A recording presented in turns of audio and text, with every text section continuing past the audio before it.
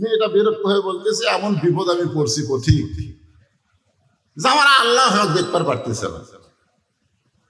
মেয়েটা বলতেছে, আমার বাড়ি হলো ইয়ামিন দেশে, আমি শুনতে পাইলাম মদিনার খলিফা হযরত ওমর অত্যন্ত ভালো মানুষ। আমার দুইটা এতিম বাচ্চাকে নিয়ে গতকাল বিকেল বেলা ওমরের দরবারে যাবার চাচ্ছিলাম, কিন্তু এত মানুষের ভিড় আমি ওমরের দরবারে ঢুকতে পারি নাই। আমি আমার দুইটা বাচ্চাকে নিয়ে নিয়ত করলাম, আগামীকাল সকালবেলা ওমরের দরবারে যাব। রাতের বেলা তাঁবু টাঙ্গায়া দুইটা বাচ্চাকে বুকের মধ্যে নিয়ে আমি সান্ত্বনা দিয়ে ঘুমাবার চাই, কিন্তু রাতটা যত বেশি হয় আমার সন্তান দুইটা খালি কান্দে, আমার সন্তান দুইটা শুধু কান্দে কান্দে আর কান্দে। আমি তখন কি করব? ক্ষুধার জ্বালায় যখন কাঁদতেছে, আমি তখন সান্ত্বনা দেওয়ার জন্যে পাতিলের মধ্যে পানি আর পাথর দিয়ে নিচে আগুন জ্বলায়া আমি বলতেছি, বাবা গোস্ত সিদ্ধ হলেই তোমাদের খাবার দেব।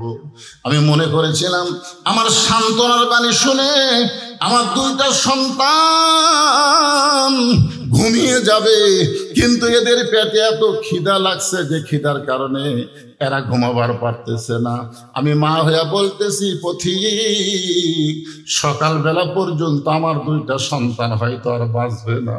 সঙ্গে সঙ্গে ওমর ফারুক বললেন, মা একটু ধৈর্য ধরো, মা একটু ধৈর্য ধরো, ওই পাথর পানি গরম না করে তুমি তোমার সন্তান দুইটাকে বুকের মধ্যে নিয়ে একটু ধৈর্য ধরো।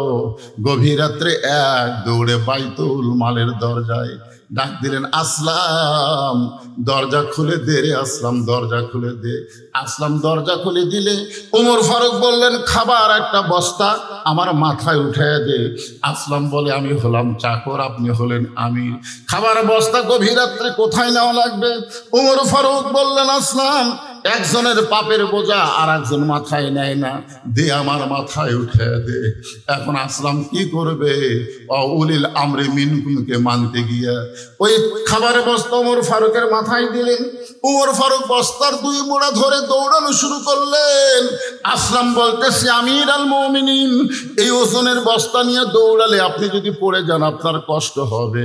ওমর ফারুক বলে, আসলাম রে, সময় মতো যদি যাবার না পারি জাহান্নামের আগুনে আল্লাহ ওমরকে পুড়াইয়া ফেলবে।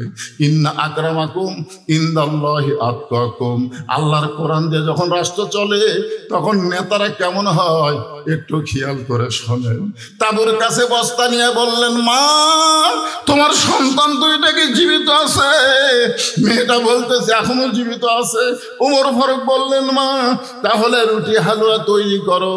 মেয়েটা রুটি হালুয়া তৈরি করে যখন ওমরের হাতে দেয়, ওমর দুইটা সন্তানকে দুই উরাতের উপরে বসায়া দিয়া দুই সন্তানের গালে চুমু দিয়া উঠি ছিঁড়া হালুয়া নিয়ে যখন মুখে দেয়, দুইটা সন্তান ফেল ফেল করে ওমরের দিকে তাকায়া থাকে। তুমি কে গো? তুমি কে? এই গভীর রাত্রে বাবার দরদ দিয়ে আমাদেরকে খাওয়াতে আইছো, তুমি কে গো? সঙ্গে সঙ্গে ওমর ফারুক দুইটা হাত আল্লাহর দরবারে তুলে বলতে, আল্লাহ এ অদমকে জাহান্নামের আগুন থেকে তুমি বাঁচায় দাও। মেয়েটা বলতেছে, পথিক আমি ভালো মানুষের গল্প শুনেছি, কিন্তু মানুষ এমন ভালো হয় কোনোদিন তা কল্পনা করতে পারি নাই। আজকে শুনে নাও রে পথিক, উমরকে যদি আল্লাহ মদিনার খলিফা না বানায়া তোমারে যদি মদিনার খলিফা বানায় দিত, তাহলে আল্লাহ তাআলা মদিনাকে আল্লাহর জান্নাত ঘোষণা করত। লিল্লাহি তাকবীর। আলহামদুলিল্লাহ। আল্লাহর কোরআন দিয়ে যখন রাষ্ট্র চলবে, নেতার কথা বলতেই কথা তো শেষ হয়ে যায়, আবার কি স্লিপ দিল? আচ্ছা ঠিক আছে, আকাশের অবস্থা ভালো না, দয়া করে আদায় সেরে নিলে ভালো হয়। আপনারা কি বলেন, এখানে ওয়াজ চলবে, আল্লাহ বৃষ্টি দিবে? আপনাদের কি বিশ্বাস? হ্যাঁ, as-সাদাকাতু তারুদ্দুল বালা। আল্লাহ রাসূল বলেছেন, আল্লাহ রাসূল বলেছেন দান সদকা করলে বালা মুসিবত দূর হয়। এ কথা সত্য না মিথ্যা? বিশ্বাস করেন কারা কারা? কত সত্য। নবীর হাদিসের ব্যাপারে যে হাত উঠবে না ওই কাফের হয়ে যাবে। দুই হাত টান টান করে তোলেন, হাত নামান। এই যে বৃষ্টি আসবে আসবে, এই যে বালা, আজকের মাহফিলের জন্য বৃষ্টি হলো একটা মুসিবত, জনগণ ঠিক কিনা? তো তাহলে কি বলা হচ্ছে? সদকা তো তার দুর্বল, দান সদকা করলে বালা মুসিবত দূর হয়ে যায়। তা আপনাদের কাছে একটু রুমাল যাবে, গামছা যাবে, আপনার যে যা পারবেন এই বালা মুসিবত থেকে বৃষ্টিকে দূর করার জন্য 10 পারেন, আপনি 5 টাকা পারেন তাও দিবেন। ভাই আপনাদের কাছে রুমাল গেলে, ব্যাগ গেলে কারা কারা দিবেন না তারা হাত তোলেন তো দেখি। যারা 1 টাকাও দিবেন না, হুজুর আমি সেই কিরবন আমি জীবনে 1 টাকা দিই না, এরকম কোন লোক আছেন? কারা কারা দিবেন তারা একটু হাত তোলেন তো দেখি। যারা দিবেন তারা হাত তোলেন তো বাবা। টান টান করে তোলেন না, কারণ আপনাকে আমি 2000 টাকা দিবেন বলতেছি, 10 টাকা দিবেন, হাত নামান। যত লোক হাত তুলছে টাকার বস্তা হয়ে যাবে রে। এই ব্যাগ আলাদা কুটিলে ঢুকছে, আদায় শেষ, আমার ওয়াজ শুরু, কোনো টেলটি বেলটি নেই। হ্যাঁ দেন দেন, ব্যাগের সবাই দেন, সবাই দাও বাবা। 10 টাকা, 20 টাকা, 50 টাকা, 100 টাকা, যে যা পারবা আল্লাহর রাস্তায় দিয়ে দাও। আলহাজ মোহাম্মদ গাজীউর রহমান জরিফ, ঢাকা, উনি 5000 টাকা নগদে দান করেছে। আল্লাহ আপনি কবুল করেন, আল্লাহ নেক নিয়ত নেকাশা করে দাও, আল্লাহুম্মা আমিন। নাম হলো মোহাম্মদ আব্দুল আলিম, চাকরিজীবী, 1000 টাকা দান করছে।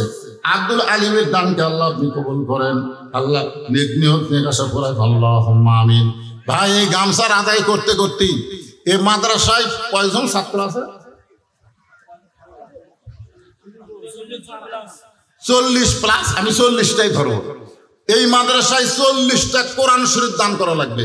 এই মাদ্রাসার ছাত্র ছাত্রীদের জন্য 40টা কোরআন শরীফ দান করা হবে। যাদের বাপ মা মারা গেছে, বাপ মা রুহের মাগফিরাতে মাদ্রাসায় একটা কোরআন শরীফ বাবদ একটা 500 টাকা দিবেন।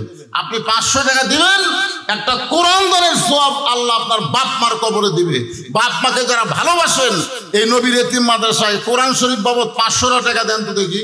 কোন আল্লাহর বান্দা পারেন? টেজের উপর যারা আছেন তারাও দিতে পারেন, কারণ পৃথিবীর শ্রেষ্ঠ দান নবীর মাদ্রাসায় একটা কোরআন, একটা কোরআন শরীফ বাবদ 500 টাকা।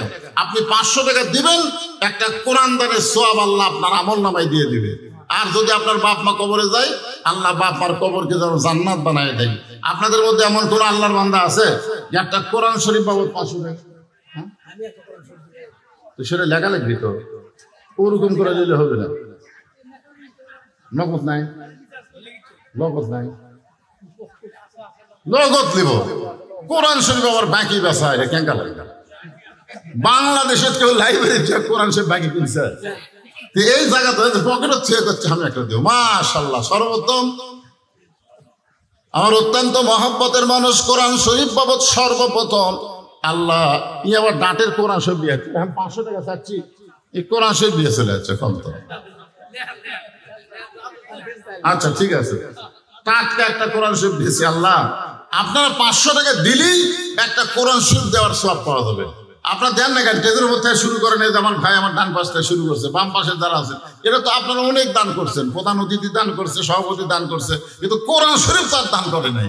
এই জন্য কোরআন শরীফ বাবদ ইনশাআল্লাহ 500 টাকা দিবেন। প্রভাষক সাইফুল ইসলাম 1000 টাকা দান করেছে, আল্লাহ তার দানকে কবুল করেন, আল্লাহুম্মা আমিন। কোরআনের টাকা আমি ভিন্ন করে রাখতেছি। হ্যাঁ ভিন্ন, এখানে একটা কোরআন পাওয়া গেল। দেখি এতগুলো মানুষের মধ্যে 40টা কোরআন পাওয়া যাবে না? হাজার হাজার মানুষের মধ্যে আমার মা বোনেরা কোথায় বলছে রে? মা বোনদের আওয়াজ শুরুই করিনি। আল্লাহ বৃষ্টি দিও না আল্লাহ, 12টা পর্যন্ত কোনো বৃষ্টি হয় না আল্লাহ। তুমি আজকের মাহফিলের দিকে তাকায় আর রহমত করে বৃষ্টি বন্ধ করে দাও আল্লাহ। মাশাআল্লাহ, কি নাম আপনার? আজমল হোসেন। কোরআন শরীফ বাবদ 500 টাকা দান করেছে। আল্লাহ তার বাপ মা যদি কবরে যায়, এই কোরআন দানের ওসিলায় বাপ মার কবরকে জান্নাতের টুকরা বানায় দেন, আল্লাহুম্মা আমিন। বাবা ব্যাগ আদায় হলে ব্যাগগুলো নিয়ে গেল, তোমার দেখো ব্যাগের আদায় শেষ। হ্যাঁ, একজনও নড়াচড়া করবেন না।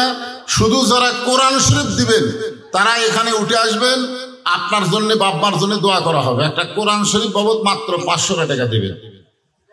যে টানে ওয়াজ চলতেছিল আবার সেই টানেই ওয়াজ চলবে, অসুবিধা নেই, মনে করেন না। রবিউল ইসলাম কোরআন শরীফ বাবদ 500 টাকা বাকিতে দান করেছে, আল্লাহ তার দান কবুল করেন। আল্লাহ একটা কোরআন শরীফ দিবি, আল্লাহ তার নেক নিয়ত নেক আশাকে পুরা। আল্লাহুম্মা আমিন। সবার ভাগ্যে হয় না কোরআন শরীফ দান, সবার ভাগ্যে হয়। টাকা থাকলেও হয় না, এই টাকা ডাক্তার খাবি, যাতে যাতে মোটর সাইকেলটা কাত হয়ে পড়ে যাবি, হাঁটু হুটু ছিঁড়ে যাবি, পরে যে কয় কোরআনের টাকা যাবি। আস-সাদাকাতু তারুদ্দুল বালা, বৃষ্টি বন্ধ হবে ইনশাল্লাহ। আপনারা যদি সবাই ব্যাগের মধ্যে 10 টাকা 20 টাকা 50 টাকা করে দেন, ইনশাল্লাহ বৃষ্টি আর আসবে না। যতক্ষণ মাহফিল চলবে ইনশাল্লাহ আসবে না ইনশাআল্লাহ। নূর আলম আল্লাহ কোরআন শরীফ বাবদ 500 টাকা দান করেছে, আল্লাহ তার দানকে কবুল করেন। আল্লাহ নেক নিয়ত থেকে আশা করা, আল্লাহুম্মা আমিন। আপনাদের কি ব্যাগের আদায় শেষ? এই ব্যাগের আদায় কি শেষ? তো কথা কন না কেন? ওয়াজ শুরু করা লাগবে না? শেষ? এই যে যারা ভিডিও করতেছে এরা তাল বেশি, কাহিনী জোরে এলে ক্যামেরা ভিডিওতে দিসনি, তখন দেখো তোমরা কিছু দিছে, তোকে ক্যামেরা ভিডিও বন্ধ করা লাগে, বুঝছো না? তোমরা সবার থেকে 10 টাকা করে নাও, লিয়ে দাও। একটু জিকির করেন লা ইলাহা ইল্লাল্লাহ, লা ইলাহা ইল্লাল্লাহ, লা ইলাহা। আল্লাহর জিকির করতে কি শরম? হ্যাঁ, নামাজ পড়ে না, রোজা করে না, এদিকে জিকিরের যা ঝাঁকি ভাই। আমার দয়ার আল্লাহর দরবারেতে কেউ ফিরে না খালি হাতে। আল্লাহ জোরে বলেন, আল্লাহ আল্লাহ আল্লাহ, লা ইলাহা। ভাই প্রধান অতিথি, আপনি কিছু বলবেন?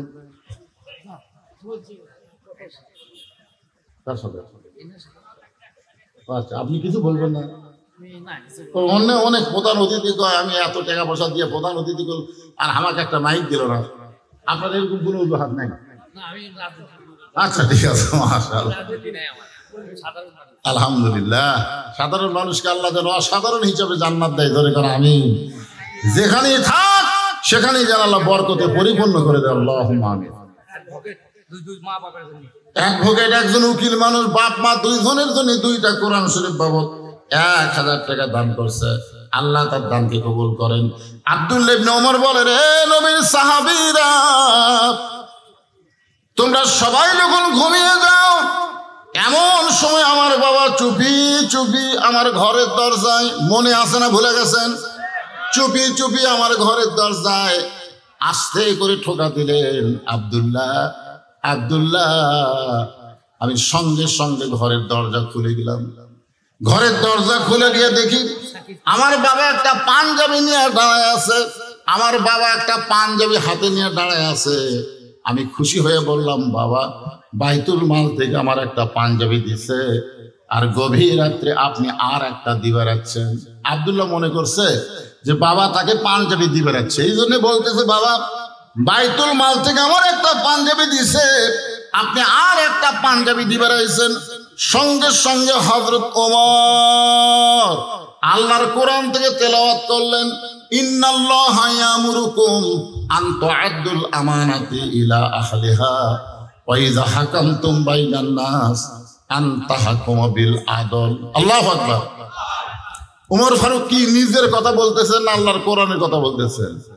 আল্লাহর কোরআন থেকে তেলাওয়াত করলেন, ইন্নাল্লাহা ইয়ামুরুকুম আন তুআদ্দুল আমানাতি ইলা আহলিহা ওয়া ইযা হাকামতুম বাইনান নাস আন তাহকুমু বিল আদল।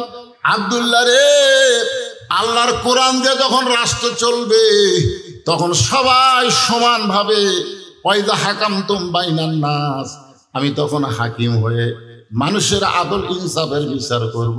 তুই আমার বেটা বলে তোকে একটা পাঞ্জাবি দিছে, আর একটা দিবা রাখছি না রে বাবা, না, এই পাঞ্জাবিটা আমার ভাগে পড়েছে। তুই বল রে আব্দুল্লাহ, আগামীকাল জুমার দিনে এই খাটো পাঞ্জাবি গায়ে আমি যদি খুতবা দেই তাহলে তোর কেমন লাগবে? আমি একজন ইমাম মানুষ, আমি যদি খাটো পাঞ্জাবি গায়ে দিয়ে নামাজ পড়াই তোর কেমন লাগবে? আব্দুল্লাহ বলে, বাবা তাহলে আমি কি করব? আপনি হলেন অর্ধ জাহানের খলিফা, আপনি আমার কাছে আইছেন, আমি কি করব? ওমর ফারুক বললেন, বেটা রে, তোর পাঞ্জাবিটা হামাক দান করে দে, তোর পাঞ্জাবিটা হামাক দান করে দে বাবা। আব্দুল্লাহ বলে, গভীর রাত্রে আমার পাঞ্জাবি আমার বাবাকে দান করে দিলাম।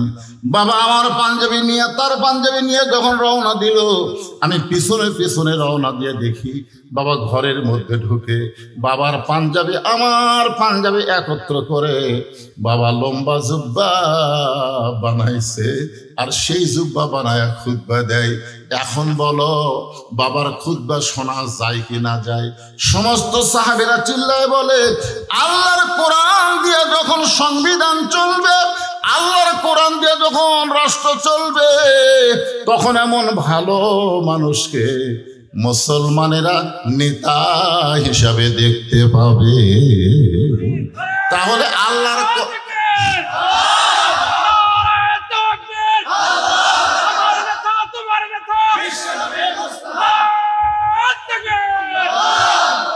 আল্লাহর কোরআন দিয়ে যখন রাষ্ট্র চলবে, তখন ভালো মানুষকে নেতা হিসাবে দেখা যাবে। আমরাও কি চাই? আল্লাহর আইন চাই, সৎ লোকের কথা কন না কেন, সৎ লোকের শাসন চাই, আল্লাহর আইন চাই। আল্লাহর আইনে সৎ লোক, বদ লোক যায় ওটি পারবি না তো, কারণ খুব ঠেলা আছে। তো এখন এতক্ষণ পর্যন্ত আল্লাহর কোরআন দিয়ে রাষ্ট্র চললে একজন নেতা কেমন হবে সেটা আপনারা শুনলেন। এখন আল্লাহর কোরআন দিয়ে যখন রাষ্ট্র চলবে, তখন একজন কর্মী কেমন হবে, কর্মীরা তখন কেমন হবে, এটা আমাদের জানার দরকার আছে না নাই? আল্লাহর কোরআন দিয়ে যখন রাষ্ট্র চলবে, তখন প্রত্যেকটা মানুষ কেমন হবে এটা নিজের চোখে দেখার জন্যে দিয়ে দেন। আর আপনি কিন্তু আরো টাকার দরকার আছে, তাহলে আদায় করি। 40টা হয়নি, দেয়নি, ভাগ্যে নাই, বাপ মা মরে গেছে, সয় সম্পত্তি ভাটা খাচ্ছে, বাপ এখন যা হয়। একটা মরা বাপের জন্য, মায়ের জন্য যে সন্তান একটা কোরআন শরীফ দিবার পারে না, উনি যখন মরে যাবি তোর ওর গোরস্থান ওর বেটা কি বানাবে জানেন? বাগুন বাড়ি বানাবে। আমার এলাকার গোরস্থান, হুজুর গোরস্থান খামাকা ফেলাতে কি হয়, আমি আলু বাগর লাগাই, হুজুর লাগা ফেলাতে কি হইব, জায়গার দাম নেই। হ্যাঁ, একটু মনোযোগ দিয়ে শোনেন, একজন কর্মী কেমন? আপনারা যারা বসে আছেন আপনারা সকলেই হবেন কর্মী। সুবহানাল্লাহ বলেন। অর্ধজাহানের খলিফা হযরত ওমর ছদ্মবেশে মদিনার অলি গলি ঘুরতেছে একটা কর্মী দেখার জন্য। হঠাৎ হযরত ওমর দেখতে পায় বিস্তীর্ণ মরুভূমির মধ্যে একজন রাখাল উট আর দুম্বা চড়ায়। হযরত ওমর শুধুমাত্র আল্লাহর কোরআন দেখার জন্য, শুধুমাত্র কোরআনটা কেমন, কোরআন কাগজে লেখা একটা কিতাব না, কোরআন হলো বাস্তব জীবনে আমল করার একটা গ্রন্থ। জোরে কোন ঠিক কিনা? রাখালকে সালাম দিয়ে বললেন, রাখাল ভাই আমার পেটে ক্ষুধা লাগছে, আমি উটের এক পেয়ালা দুধ চাই। রাখাল মুচকি মুচকি হাসে। ওমর ফারুক বলে, রাখাল আমি তোমারে সালাম দিলাম, উটের দুধ চাইলাম, আর তুমি মুচকি মুচকি হাসো।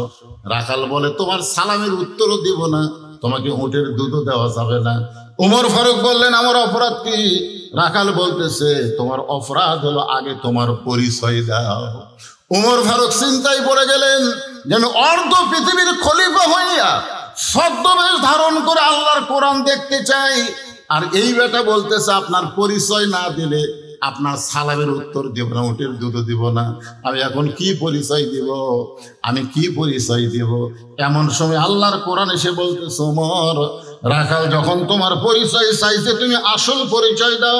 তোমার আসল পরিচয় হলো মিল্লাতা আবিকুম ইব্রাহিম হুয়া সাম্মাকুমুল মুসলিমিন। কি বুঝলেন? আসল পরিচয় বদরশি, আসল পরিচয় বক্তা, আসল পরিচয় ইমাম, আসল পরিচয় বীর মুক্তিযোদ্ধা, আসল পরিচয়ের কন্ট্রাক্টর, এগুলো আসল পরিচয় না, এগুলো হলো ভেজাল পরিচয়। আসল পরিচয় হলো আমরা মুসলমান। যখন আসল পরিচয় কি? আল্লাহ কোরআন কি বলেছে? এমপি না হয়ে মরো না, চেয়ারম্যান না হয়ে মরো না, ডাক্তার না হইয়া মরো না, এই কথা আল্লাহ বলেছে। আল্লাহ বলেছে, লা তামুতুন্না ইল্লা ওয়া আনতুম মুসলিমুন, মুসলমান না হইয়া মরিও না। তাহলে দুনিয়াতে যারা পরিচয় মুসলমান দিবে, মরার সময় তারা মুসলমান হয়ে মরতে পারবে। ধরে কার কথা ঠিক কিনা? এই মুহূর্তে যখন বলবো আমাদের আসল পরিচয় কি, আপনারা সকলে জবান খুলে বলবেন মুসলমান। যারা বলবেন না তাদের কান্দের ফেরেশতা। তোমার দুই কান্দে দুই কান্দে দুই মোহরি, লেখিতেছেন ডায়েরি, দলিল দেখে রায় দিবে, টাকা পয়সার নাই কারবার, কেরামান কাতিবিনা ইয়ালামুনা মা তাফালুন। আমাদের আসল পরিচয় কি? এতগুলো মুসলমান থাকতে আপনারা এই স্লোগান দিলেন। ফেরেশতারা বলতেছে আল্লাহ আমরা তোমার কোরআনের মাহফিলে গেলাম, তোমার বান্দার পরিচয় দিল আমরা মুসলমান। আল্লাহ বলে যত গুনাহগারী হোক না কেন আমি তাদের নাম জান্নাতি হিসাবে কবুল করে নিলাম। কেন সাহস করে বলা যায় না কি যত বড় গুনাহগার হই আমরা মুসলমান? এই ব্যাপারে কোনো সন্দেহ আছে নাকি? সন্দেহ আছে? তাহলে আমাদের আসল পরিচয় কি? আরো জোরে জোরসে বলুন। জোর হলো না? মাশাআল্লাহ।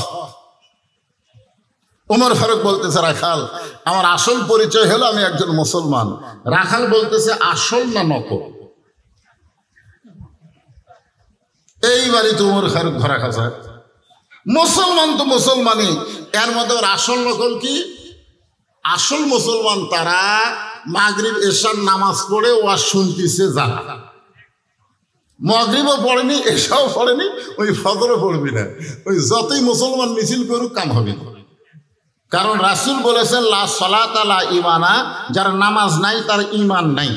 লা সালাতা লা দীনা, যার নামাজ নাই তার কোনো ধর্মই নাই। বাইনাল আবদি ওয়াল কুফরি তরকুস সালাত, বান্দা আর কাফেরের মধ্যে পৃথক করার জিনিসটার নামই হলো নামাজ। তাহলে আপনারা এখানে যারা বসে আছেন, আমি সবাইকে বলতেছি না, যারা মাগরিব এশা পড়েননি তারা খালি নিজের বিবেকের দিকে খেয়াল করে দেখেন তো, আপনি ফজর পর্যন্ত বাঁচার গ্যারান্টি আছে? একটু চোখ বন্ধ করে দেখেন তো। শেখ হাসিনার লাগাল মাজাত নাই বল, দুইজন ধরে টেজর তুলে দেয়। আমরা দেখছি ভাই, দুইজন ধরে টেজর তুলে দেয়, ওই মাইক পায়ে কাঁপতে কাঁপতে কয় খেলা হবে। এবার এশিয়া কাপে বুঝে গেছে বাংলাদেশের ছেলেরা কেমন খেলে। সারারা মাজাত নাই বল খেলবার যায় কি? একে বলই নাই, এবারে ব্যাট হাতলে কাঁপছে আউট হয়ে যায়। আর একটা স্বামী বলছেন ওরে ওয়ার্জার মশান ভাই, খুব খেয়াল করে শোনেন। আসল মুসলমান আর ভেজাল মুসলমান। আপনি কি বলতে পারেন ফজর পর্যন্ত আপনি বাঁচবেন? তাহলে ফজর পর্যন্ত বাঁচার গ্যারান্টি যদি না থাকে তাহলে কেন মাগরিব এশা পড়লেন না? কেন আপনি মাগরিব এশার নামাজ পড়লেন না? ফজর পর্যন্ত যদি আপনার বাঁচার গ্যারান্টি না থাকে। উমর ফারুক বলে রাখাল মুসলমান তো মুসলমান, এর মধ্যে আসল নকল কি? রাখাল বলতেছে আসল মুসলমান যারা হবে তারা সাওয়ার ব্যাপারে সতর্ক থাকবে, দরকার হলে ফাঁসির মঞ্চে যাবে, কিন্তু রাষ্ট্রপতির কাছে বাঁচার দরখাস্ত লিখবে না। এরকম আসল মুসলমান বাংলাদেশে আপনারা দেখেননি? মতিউর রহমান নিজামী নাম শুনছেন? তাকে এসে বলতেছে উকিল সাহেব, স্যার আপনি হলেন একটা দলের আমির, আপনি যদি রাষ্ট্রপতির কাছে বাঁচার দরখাস্ত লেখেন আর রাষ্ট্রপতি যদি আপনার দরখাস্ত মঞ্জুর করে তাহলে আপনার ফাঁসি কার্যকর হবে না। লেখেন তো স্যার একটা বাঁচার দরখাস্ত। মতিউর নিজামী মুচকি মুচকি হাসে। উকিল বলে হাসেন কেন? বলে হাসার কারণ হলো আমার জীবনে 3টা রাষ্ট্রপতিকে আমি ক্ষমতা থাকা অবস্থায় মরা দেখছি। যে রাষ্ট্রপতির কাছে আমাকে বাঁচার দরখাস্ত লিখতে বলতেছো, এরকম 3টা রাষ্ট্রপতিকে আমি ক্ষমতার থাকা অবস্থায় মরা দেখছি। একটা হলো শেখ মুজিবুর রহমান, একটা হলো জিয়াউর রহমান, একটা হলো জিল্লুর রহমান। যারা ক্ষমতা থাকতে নিজেরাই মরে যায় তাদের কাছে কোনো ইমানদার জীবন ভিক্ষা চাই না। জোরে কোন কথা ঠিক কিনা? কথা বলে একটু মনোযোগ দিবেন। আসল মুসলমান যারা হবে তারা কোনোদিন বলবেন আমার দয়াল বাবার দরবারেতে কেউ ফিরে না খালি হাতে। বাবা যদি কিছু দেয়, বাবা যদি কিছু দেয় বাবাকে, একটু মনোযোগ দিবেন। রাখাল বলতেছে, তুমি যদি আসল মুসলমান হও, তুমি দুধ চাইছো কার কাছে? সঙ্গে সঙ্গে ওমরের চোখ দিয়ে পানি পড়তেছে। আল্লাহ, তোমার কোরআন যখন দুনিয়াতে চালু থাকবে, ওমর যদি ভুল করে একটা রাখাল পর্যন্ত ভুলটা ধরতে পারবে। আপনাদের মসজিদে আল্লাহর কোরআন চালু আছে না নাই? আপনাদের মসজিদের কথা বলতেছি। ইমাম সাহেব টাইটেল বাল দাওরা পাস, এতদিন আসরের নামাজ 4 রাকাত পড়াছে, কিন্তু আজকে 3 রাকাতে বসে গেছে। এতদিন কয় বৈঠক দিছে? 2 রাকাত পরে 1 বৈঠক, 4 রাকাত পরে 1 বৈঠক, কিন্তু আজকে ইমাম সাহেব 3 রাকাত যেই বলছে, 4 নম্বর কাতার থেকে এক ভ্যানালা অটো ভ্যান চলায়, উনি আবার বলছে আল্লাহু আকবার। ইমাম সাহেব বলতেছে, তুই যতই লোক মাদে হ্যাঁ মোট মারে, এতদিন পড়াছি 4 রাকাত, আজ 3 রাকাতেই বসে থাকবো। আমি ওট মো না, দরকার হলে দিনের ভোর রাতে দেব, মানুষ না আসলে ড্যামি দিব, তাও আমি ক্ষমতা ছাড় মো না। এই মনে করে যদি মসজিদের ইমাম বসে থাকে, আপনারা বলেন তো মসজিদের মুসল্লি ইমামের পক্ষে হবে না ভ্যানালার পক্ষে হবে? কেন ভ্যানালার পক্ষে হবে? যে মসজিদ ইমাম তোর বাপের আইন চলে না, মসজিদে আল্লাহর আইন চলে। ঠিক মতো নামাজ পড়াবি তো পড়াবি, না পড়ালে তোরে বাদ দিয়ে নতুন আর একটা নেতা ইমাম নিয়োগ দিব। জোরে করে কথা ঠিক কিনা? মসজিদে আইন চলে কার? আরো করে বলে। হ্যাঁ, নিজের চোখে দেখছি ভাই, ডান পাশে আওয়ামী লীগ, বাম পাশে বিএনপি, মাঝখানে জামাত, নিজের চোখে দেখছি। ইমাম সাহেবের মায়ের অসুখ, এখন ইমাম সাহেব সেদিন মসজিদে আসেনি, এখন এরা 3 জন মুসল্লি খালি ঘড়ির দিকে তাকায় আর কয়, কেরে হুজুর চাইলেন আজকে নামাজ পড়াবি কে? জামাত ইসলামের লোক বলতেছে, ভাই আপনি আওয়ামী লীগ, আপনারা ক্ষমতাতে আছেন, আপনি সামনে যান। আওয়ামী লীগ গুদার ভিতরে দেখায় আগলা, এই কাতার ছাড়া আমার সামনে যাওয়ার উপায় নেই। তো বিএনপি বলতেছে, ভাই তাহলে আপনি বেশি কথা কোস না, তো আকামত দিচ্ছে যা। জামাত ইসলাম বলতেছে, তাহলে আমি যাই। আল্লাহর ঘরের মধ্যে যে সামনে যাওয়ার পারে, বাহিরেই তারা আল্লাহর দল করে। যখন কথা কর না কেন, কথা ভালো লাগবে। ঘরটা হলো কার? আইন চলতেছে কার? ওমর ফারুকের চোখটা দর দর করে পানি পড়তেছে যে আল্লাহ, রাখালের মধ্যে কোরআন থাকার কারণে আমি ওমর যে চাওয়ার ব্যাপারে ভুল করেছি, রাখাল ধরবার পারছে। ওমর ফারুক এখন সারেন্ডার করে বলতেছে, ও রাখাল ভাই, চাওয়ার ব্যাপারে আমার ভুল হয়ে গেছে। রাখাল মুসকে মুসকে হাসে আর বলে, ভুলটা যখন স্বীকার করেছ, তাহলে আল্লাহ তোমাকে তওবা করার সুযোগ দিয়েছে। আপনি যত পাপ করেন না কেন, সারা জীবন আপনি বেনামাজি হয়েছেন। আজ থেকে যদি আপনি নিয়ত করেন, আল্লাহ ফজর থেকে আমি আর নামাজ বাদ দেব না, আল্লাহ বলে, পাগল রে, যত নামাজ না পড়ার পাপ হয়েছে, এই নিয়ত করার সঙ্গে সঙ্গে আমি আল্লাহ তোর জীবনের গুনাহ মাফ করে দিলাম। এই শব্দের অর্থের নাম হলো তওবা। তওবা মানে ফিরে আসা। উমর ফারুক বলতেছে, রাখাল ভাই আমি তওবা করতেছি। রাখাল বলে, তুমি মূর্খ মানুষ, তুমি তওবা কেমনে করবা? উমর ফারুক বলে, আমি মূর্খ, তুমি কেমনে কও? বলে, চাওয়ার ব্যাপারে যে সতর্ক হয় না, সে হলো দুনিয়ার সবচাইতে বড় মূর্খ। এবার রাখাল হযরত ওমরকে তওবা পড়াচ্ছেন, আস্তাগফিরুল্লাহ। যারা মাগরিব এশার নামাজ পড়েননি অথবা যারা এশার নামাজ পড়েছেন, সকলে আমরা তওবা করব, কারণ যেভাবে নামাজ আদায় করা দরকার আমরা সেইভাবে পারি নাই। আর যারা পড়ি নাই তারা তো পড়িনি, মারাত্মক ভুল করেছি। এই যে সবাই মিলে আমরা তওবা করতেছি, সকলে আমার সঙ্গে পড়েন, আস্তাগফিরুল্লাহ। পড়ো যুবকেরা, সবাই পড়ো বাবা। আস্তাগফিরুল্লাহ রব্বি মিন কুল্লি জামবি ওয়া তুবু ইলাইহি লা হাওলা ওয়ালা কুওয়াতা ইল্লা বিল্লাহিল আলিয়্যিল আযীম। ওমর ফারুক তওবা করার পরে বলতেছে, ও রাখাল ভাই, আল্লাহর হস্তে উটের 1 পেলা দুধ দাও। ও রাখাল ভাই, আল্লাহর হস্তে উটের 1 পেলা দুধ দাও। রাখাল মুস্কি মুস্কি হাসে। ওমর ফারুক বলে, রাখাল আবার হাসতেছো কেন? রাখাল বলে, তওবা করার পরে তুমি আবার মুনাফিকি করলে, লিমা তাকুলু মা লা তাফালুন। আল্লাহু আকবার। রাখাল বলতেছে হযরত ওমরকে, তোমার মুখের সাথে মনের মিল নেই, তুমি সত্যি করে বলো তো, আমি কি উটের মালিক? আমি যদি উটের মালিক হইতাম তুমি আমাকে রাখাল বললা কেন? আমাকে যখন রাখাল বলেছো তখন তোমার মন বলতেছে আমি উটের মালিক না। আর মালিক বাদ দে, রাখালের কাছে চাইলেও রাখাল দিবার পারবে না। ও পথিক, সত্যি যদি আল্লাহর হস্তে উটের এক পেলা দুধ চাও, তাহলে এখান থেকে ওই যে মালিকের বাড়ি, ওই মালিকের বাড়ির দরজা যাও, ওই মালিকের বাড়ির দরজা দিয়ে বলো, মালিক তোমার রাখাল উট আর দুম্বা চড়াই। তুমি মালিক যদি হুকুম দাও তাহলে রাখাল আল্লাহর হস্তে উটের এক বেলা দুধ দিবে। ওমর ফারুক মুসকে মুসকে হাসে আর বলে, রাখাল ভাই অত দূর কষ্ট করে যাওয়ার দরকার আমার নাই, বরং তোমাকে 2টা টাকা দিলাম, এই 2টা টাকার বিনিময়ে তুমি উটের এক পেলা দুধ দাও। রাখাল বলতে, পথিক তুমি কি হযরত উমরকে চিনো? জোরে কোন সুবহানাল্লাহ। ওই রাখাল হযরত উমরকে বলে, পথিক তুমি কি হযরত উমরকে চিনো? যদি উমরকে চিনতা তাহলে এরকম বেসাইজা প্রস্তাব দিবার পারতা না। আল্লাহর কোরআন যে রাষ্ট্র চলে, উমরের গুপ্ত বাহিনী যদি দূর থেকে দেখবার পায় তুমি আমাকে 2 টাকা ঘুষ দিছা আর আমি মালিক বাদ দিয়ে তোমাকে উটের দুধ দিলাম, তাহলে তোমাকেও ধরবে আমাকেও ধরবে। এই বুড়া বয়সে তুমি ধরা পড়বার চাও? ওমর ফারুক বলে, রাখাল ভাই তাহলে চলো পাহাড়ের গুহার মধ্যে যাই, ওই গুহার মধ্যে গিয়া গোপনে তোমাকে 2টা টাকা দিব আর তুমি গোপনে উটের এক বেলা দুধ দিবে, তাহলে তোমার মালিকও জানতে পারবে না, উমরের গুপ্ত বাহিনী ধরতে পারবে না। রাখাল চিল্লায় বলে, তুমি ভণ্ড, তুমি ভণ্ড, তুমি ভণ্ড। উমর ফারুক বলে, রাখাল আমার মধ্যে ভণ্ডামির কি দেখলাম?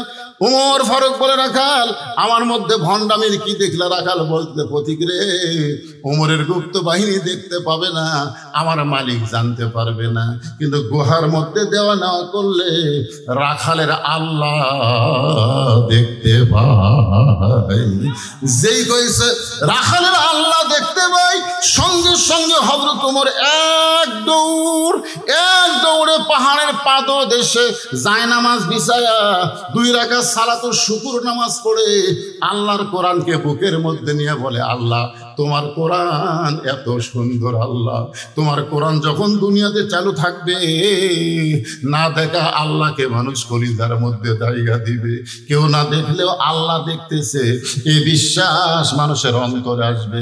আল্লাহ তোমার কোরআন এত সুন্দর, রাখাল তোমার কোরআনকে গ্রহণ করার কারণে গুহার মধ্যে দেওয়া নেওয়া করলে কেউ না দেখলেও রাখালের আল্লাহ দেখবে।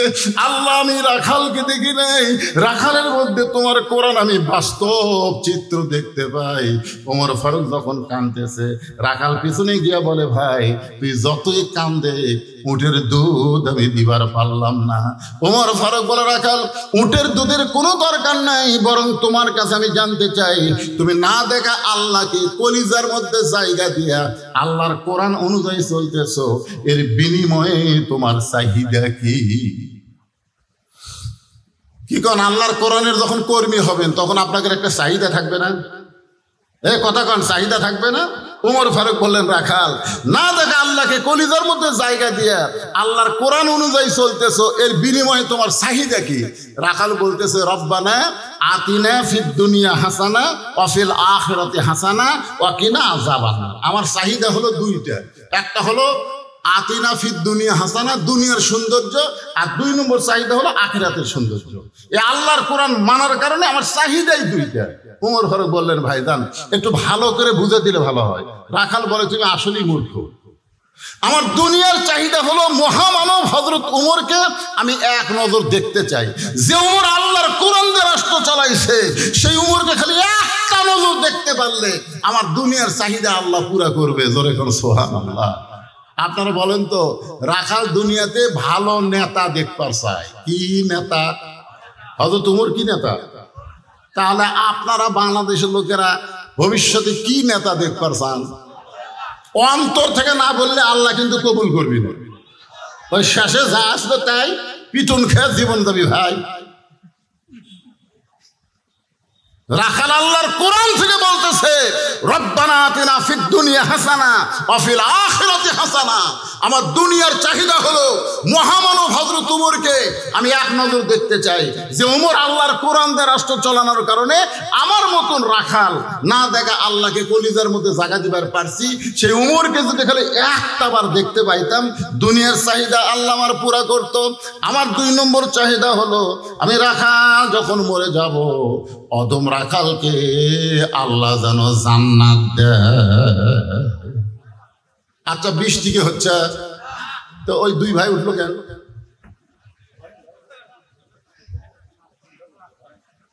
না না, কি হাদিস দিয়ে বৃষ্টি আটকে থাকা হতো দেখছেন?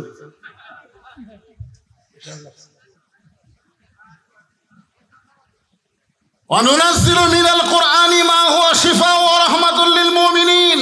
আল্লাহ বলেছেন মুমিনদের জন্য এই কোরআনকে যাবতীয় ঔষধ হিসাবে আমি নাজিল করেছি। যদি পেশাব লাগে, পেশাব বন্ধ করে বসে থাকবেন, পেশাব জাতীয় যত ব্যারাম আল্লাহ ভালো করে দিবেন। এই কোরআনের পাওয়ার আছে না নাই? জোরে কোন আছে না নাই? লাগলো বসে থাকবেন, দেখেন কি হয়। কিছুক্ষণ পর দেখবেন তলপেট ঠান্ডা হয়ে গেল। এই জন্যই তো মুরব্বীরা বলতো বিশ্বাসে মিলাই বস্তু তর্কে বহুত। কোনো তর্ক করা যাবে না। ইমান, ইসলাম, কোরআন, হাদিসের ব্যাপারে কোনো তর্ক করা যাবে? যেখানে আল্লাহ ডাইরেক্ট বলতেছেন ওয়ানুনাজ্জিলু মিনাল কুরআনি মা হুয়া শিফাউ ওয়া রাহমাতুল লিল মুমিনিন, মুমিনদের জন্য, হিন্দু বৌদ্ধ খ্রিস্টানদের জন্য না। কি বিরক্ত? এই বাদ ওটা আবার কে উঠতেছে রে?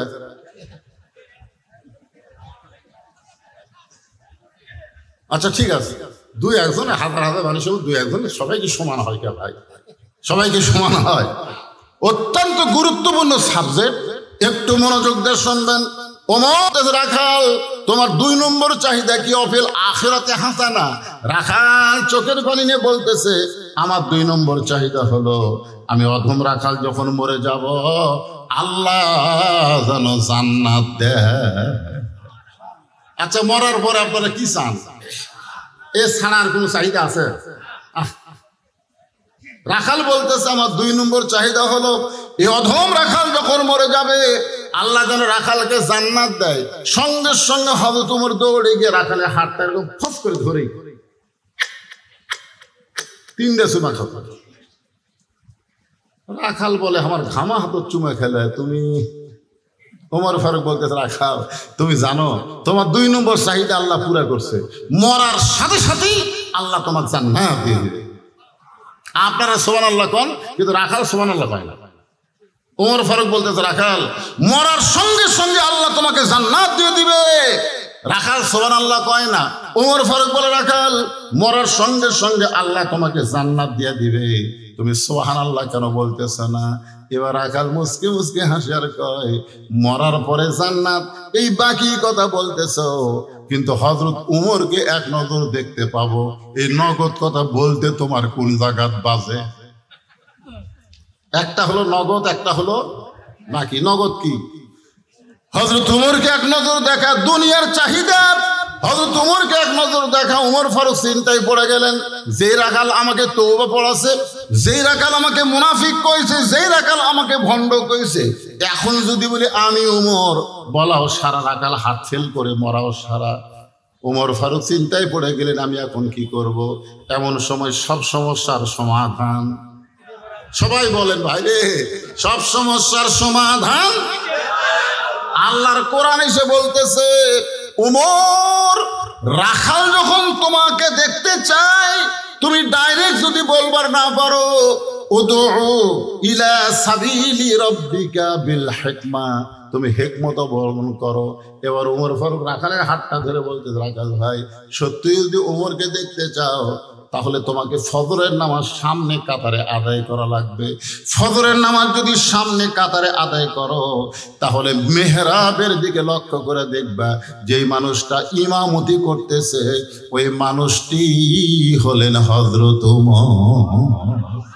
তাহলে আল্লাহর কোরআন দিয়ে যখন রাষ্ট্র চলবে, আপনাকে এই এলাকার বড় মসজিদের ইমাম কে হবে?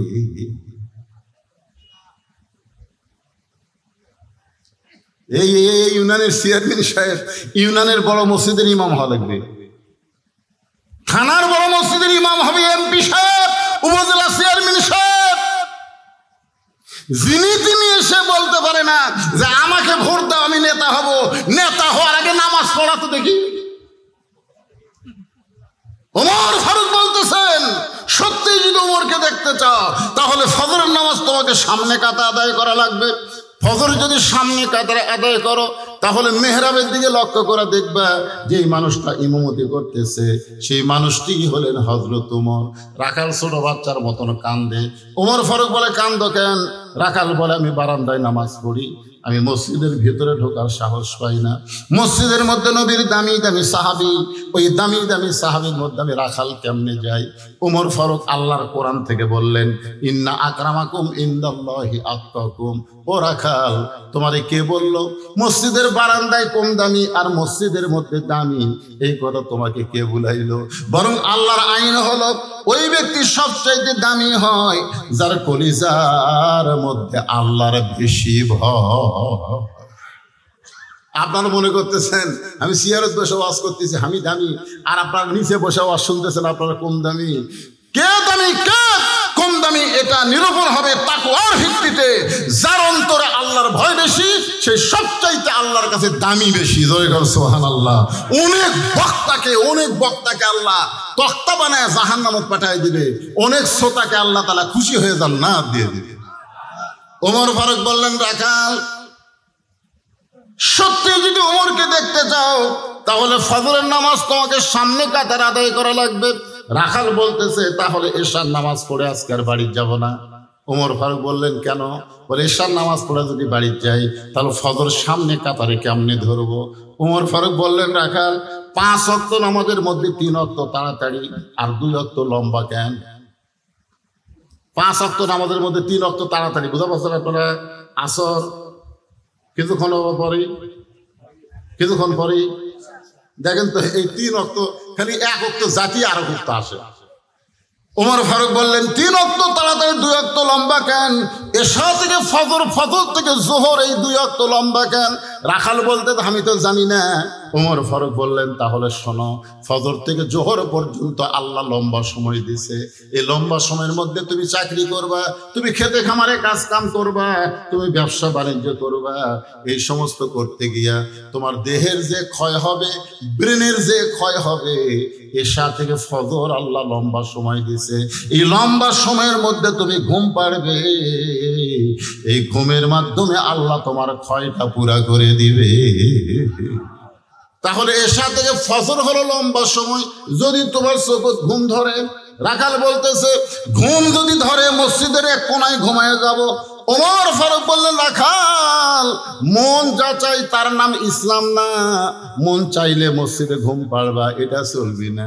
মন চাইলে এসি দিছে, ফ্যান আছে, আরামে বসে থাকবেন, গল্প করবেন, চলবি না। সবাই চলে গেছে, ওরা 3 জন এসি দিয়ে বসে আছে। তখন কান্দের ফেরেশতা আল্লাহ বলতেছে আল্লাহ সবাই চলে গেল জোহরের নামাজ পড়ে, এরা 3 জন যে এসি দিয়ে গল্প করতেছে, এর কি রেজাল্ট কি?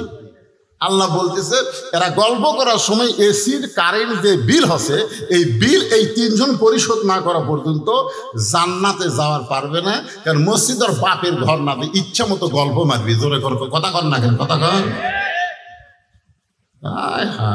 এসি দিছে চলো যাই। ফাইজা কুদিয়াতিস সালাত ফান্তাশিরু ফিল আরদ। একটু মনোযোগ দিয়ে শোনেন। ওমর ফারুক বললেন রাখাল আযানের গুরুত্ব দিও। 5 ওয়াক্ত নামাজের মধ্যে সবচাইতে গুরুত্বপূর্ণ আযান হলো ফজরের আযান। ধরে কোন আযান? সবাই বলে লাগবে। যুবকেরা তো 12টার সময় ফেসবুক চালাতে চালাতে ঘুম আসে, ওরা বুঝেই না ফজর কি। ফজরের আযানে একই শব্দ 2 বার বেশি বলে, অন্য আযানে সেটা বলে না। সেই শব্দ কি? আপনাদের কাছ থেকে শুনতে চাচ্ছি না। এই যুবক কিন্তু একটা যুবক,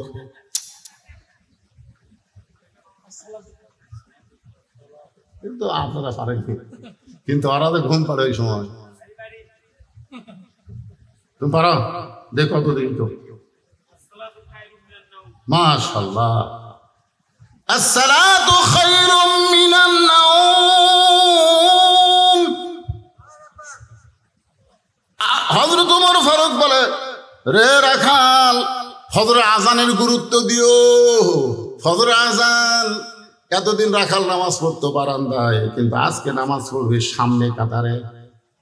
যেই মাত্র আজান দিছে বুঝলেন, ওই কি আর ওই সিনা টান করে লাইট তেল দেখাচ্ছি? কারণ বারান্দার যারা নামাজ পড়ে তারা কোনো মতে আসে, কোনো মতে আসে বারান্দা বস বস। আর যারা সামনে কাতারে নামাজ পড়ে তারা কোনো মতে আসে না, আজানের গুরুত্ব তাদের কাছে আসে। জোরে কোন ঠিক কিনা?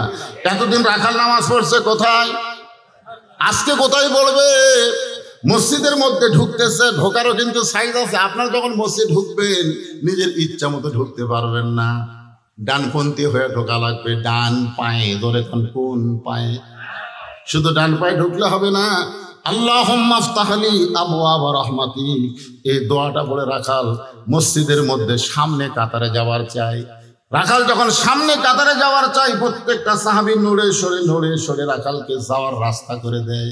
রাখাল মনে মনে কয়, আল্লাহ রে, এতদিন বারান্দার থাকা কি ভাবলাম, মনে করছিলাম ভিতরে দামি দামি, কিন্তু আজকে ভিতরে ঢুকে দেখতেছি আমিও দাঁড়াও তাই। একেবারে মেহরাব বরাবর সামনে কাতারে, মেহরাব বরাবর সামনে কাতারে রাখাল ফজরের 2 রাকাত সুন্নত নামাজ আদায় করেছে। মেহরাব বরাবর সামনে কাতারে ফজরের 2 রাকাত সুন্নত নামাজ আদায় করেছে। ফজরের ফরজের আগে 2 রাকাত সুন্নত আছে না নাই? আপনার বলেন তো কত দাম? আসমান জমিন বিক্রি করে যে দাম হবে তার চাইতে বেশি দাম হলো ফজরের 2 রাকাত সুন্নতের দাম। সুবহানাল্লাহ, কি দাম রে! রাখাল 2 রাকাত সুন্নত নামাজ পড়ে চুপটি করে বসে গেছে। এমন সময় এক সাহাবী মসজিদের মধ্যে ঢুকে দেখে জায়গা নাই, জায়গা আছে কিন্তু তার জায়গা নাই। ওই সাহাবীর নাম হলো ওসমান গনি। জোরে বলেন নাম কি? ওসমান গনি ঢুকা দেখতেছে যে আমার জায়গাতে কে বসলো রে? আপনারা বলেন তো, মসজিদের মধ্যে শুধু ইমামের জায়গা ছাড়া আর কারো জায়গা আছে? কিন্তু ওসমান গনি কেন বলতেছেন আমার জায়গায় এটা কে বসলো? কারণ আল্লাহ রাসূল বলেছেন, হাদিসটা খেয়াল করবেন, আল্লাহ রাসূল বলেছেন আমি যখন ইমামতি করব, আমি বরাবর যিনি পিছনে দাঁড়াবে তার নাম হলো আবু বকর। তাহলে নবী যতদিন ইমামতি করছে, নবী বরাবর পিছনে কে থাকছে? আবু বকর রাদিয়াল্লাহু যখন ইমামতি করবে, আবু বকর বরাবর যিনি দাঁড়াবে তার নাম হলো হযরত ওমর। হযরত ওমর যখন ইমামতি করবে, ওমর বরাবর পিছনে যিনি দাঁড়াবে তার নাম হলো ওসমান। আর ওসমান যখন ইমামতি করবে, ওসমান বরাবর পিছনে যিনি দাঁড়াবে তার নাম হলো আলী। রাসূল বললেন আমার আলী যখন ইমামতি করবে, আলী বরাবর পিছনে। নবী কারো নাম বলেন না। সাহাবারা বললেন হুজুর, আলী যখন ইমামতি করবে, আলী বরাবর পিছনে কে দাঁড়াবে?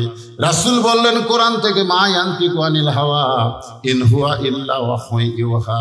আমি রাসূল ততক্ষণ বলতে পারবো না যতক্ষণ আল্লাহ না বলায়। ওই আলী পর্যন্তই হলো খোলাফায়ে রাশিদিন। জোরে খান সুবহানাল্লাহ।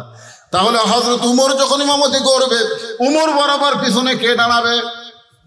জোরে খান, মনে ভুলে যান কেন, কে দাঁড়াবে? কিন্তু আসিয়া দেখে জায়গা। আপনারা বলেন তো, নবীর যত সাহাবী ছিল সব চাইতে শরম বেশি কার? খুতবাতে শোনায় না হায়াউন ওসমান শোনায় না, হায়াউন ওসমান শোনায় না, মানে এত শরম, এত নরম।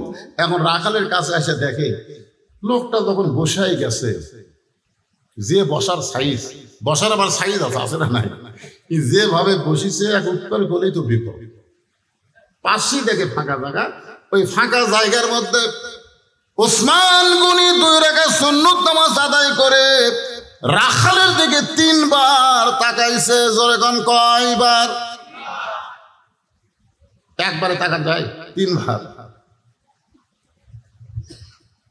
প্রথম যেই তাকাইছে রাখাল, দ্বিতীয়বার যেই তাকাইছে,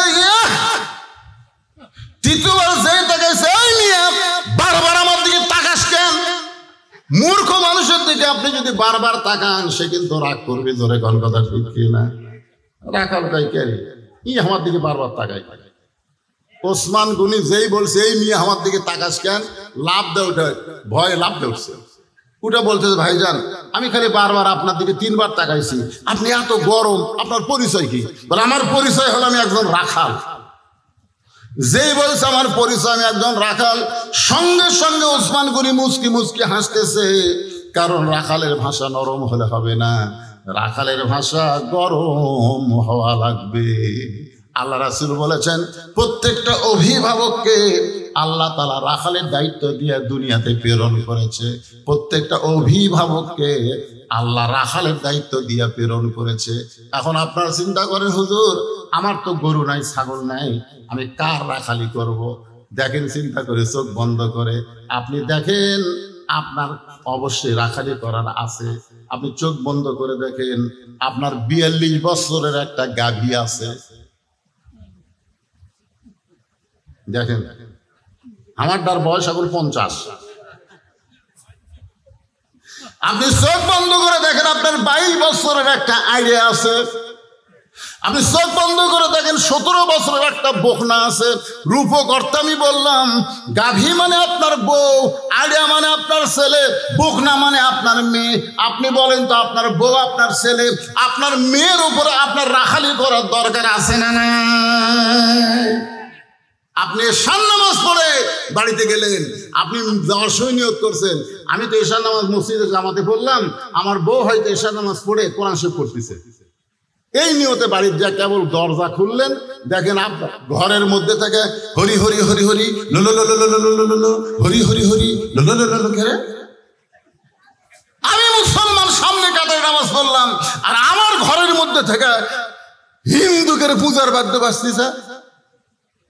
আপনি ঘরের মধ্যে যাই দেখেন, আপনার 42 বছরের গাভী ওই স্টার জলসা দেখতেছে। এখন আপনি বলেন, আপনি একজন মুসলমান সামনে কাতারে মুসল্লি, আপনার বউ যদি ভারতের স্টার জলসা দেখে, আপনার রাখালি করার দরকার আছে না নাই? কি রাখালি করবেন? সুন্দর করে ওকে বলবেন, নিজের বউকে সুন্দর করে বলবেন, তুমি যাদের স্টার জলসা দেখতেছো সেই দেশে একটা মসজিদ 400 বছরের পুরাতন বাবরি মসজিদ, এই মালওয়ানের বাচ্চারা, হিন্দুর বাচ্চারা মসজিদ ভাঙ্গা রাম মন্দির বানাছে। যারা মুসলমানের মসজিদ ভাঙ্গা রাম মন্দির বানায়, তাদের কোনো চ্যানেল বাংলাদেশের মুসলমানের মেয়েরা দেখতে পারে না। জোরে গান কথা ঠিক কিনা? খালি বলে দেখেন, আপনার বউ আর কোনোদিন ভারতের চ্যানেল দেখবে না, খালি বলে দেখেন। বলছেন কোনদিন? কথা কন না কেন? বলছেন তো রাখালি করা লাগবে না? আপনি ফজরের নামাজ পড়বেন, যাচ্ছেন, জানলাতে তাকে দেখতেছেন, কে রে, আমার আগের খবর কি? আগে 3.5 হাত ছিল, ফজর আজান শুনে হচ্ছে 2.5 হাত, 3.5 হাত আগে 2.5 হাত, মানে আজান শুনেছে, আজান শুনবি না, ল্যাব মাথার উপর দিছে। এখন ল্যাব মাথার উপর দিলে পাও দেবার হবে, এখন পাও টাইনে বুকের কাছে দিচ্ছে। আপনি জানলা দিয়ে তাকে দেখেন, কে রে, মনে চাউলের বস্তা ঢাকতো। আপনি কি করবেন? একলা একলা নামাজ পড়ে যাবেন? রাখালি করা লাগবে।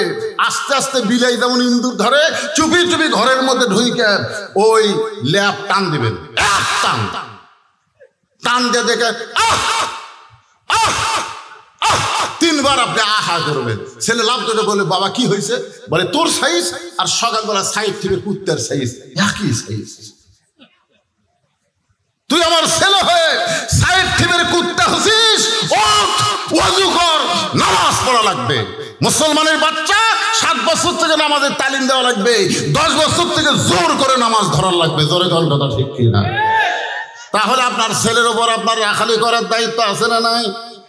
আপনার 17 বছরের মেয়েরা অত্যন্ত ভালো, অল্প কইলি মেয়েরা বুঝতে পারে। নবী ঘরের মধ্যে ঢুকে 9 বছরের ফাতেমা হাতের মধ্যে ছুরি দিয়া মুচকি মুচকি হাসতেছে। এই দৃশ্য নবী দেখে আর ঘরের মধ্যে ঢুকলেন না, নবী বাহিরে চলে গেলেন। ফাতেমা চমকে গেল, যে বাবা ঘরের মধ্যে ঢুকে আমাকে মা মা বলে আদর করে, সেই বাবা কেন বারান্দায়? বাহিরে গিয়া দেখি নবীর চোখ দিয়ে দর দর করে পানি পড়তেছে। ফাতেমা বাবার সামনে বসে বলে, বাবা কি দুঃখ আপনার মনে গো বাবা, এমন করে আপনি কেন কাঁদেন? রাসূল বলে, ফাতেমা, যে দুনিয়াতে সাজবে মা, আল্লাহ তার আখিরাতের সাজ কমায় দিবে। যে দুনিয়াতে সাজবে মা, আল্লাহ তার আখিরাতের সাজ কমায় দিবে। সঙ্গে সঙ্গে ফাতেমা হাতের চুরি খুলে মাটি থাইলা দেয়, নবী দৌড়ে গিয়া ওই চুরিটা কুড়িয়ে জামার পকেটের মধ্যে ঢুকাই। ফাতেমা বলে, বাবা, যে চুরি হাতে দেওয়ার কারণে আপনি ঘরের মধ্যে ঢুকলেন না, আর সেই চুরি ফাইলা দিলাম, আপনি কেন করে পকেটে ঢুকাইলেন? রাসূল বলে, আয় মা, তুই আমার কাছে আয়, মেয়েদেরকে আদর করবেন। ফাতেমা যেই মাত্র নবীর কাছে, নবী হাতে একটা চুমা দিয়ে বললেন, ফাতেমা, একদিন তোর নাকে নাক ফুল পরাই দিব মা, একদিন তোর কানে কানের দুল পরাবো, আমি যতই গরিব হই না মা, একদিন তোর গলা মালা পরাই দিব। ফাতেমা বলে, বাবা, কবে কবে কবে? আল্লাহ রাসূল বললেন, সেদিন তোমার বিবাহ হবে। ও ফাতেমা, মেয়েরা কেবলমাত্র একজন পুরুষের জন্য সাজতে পারে মা, সেই পুরুষটা যদি তার স্বামী হয়, স্বামী ছাড়া অন্য কোনো পুরুষের জন্য মেয়েদের সাজা জায়েজ নয়।